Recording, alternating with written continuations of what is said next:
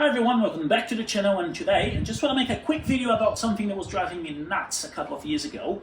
It wasn't with this particular car, but it was also an A70, which is the same as this one. Every now and then I would get to the car and there was a pot of water on the floor, which was coming from the windscreen washer reservoir, which is right behind the front fender. I did manage to get these apart because in order to get access to the tank, you need to remove the wheel arch, you need to remove the running boards, and once you open the door, there's going to be a couple of bolts on the inside here. You're going to have to undo those bolts and then be able to pull the front fender apart a little bit. Then you have access to the reservoir itself. Now, I checked the tank, I replaced the rubber garment that goes on the bottom of the pump.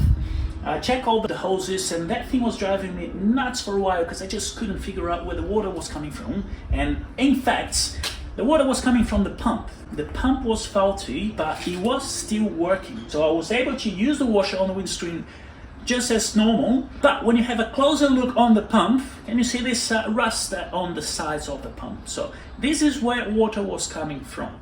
So I decided to break the pump open, and once I opened up the pump, this is what I found. So you got the motor on the top side of the pump, and then there's a seal in the propeller underneath. So basically what happened was that seal failed and was letting water through the motor and was coming out through this little crevice on the side, and the water was running down to the floor. So that's why eventually it would let the water go through, eventually not. So this little thing was driving me nuts.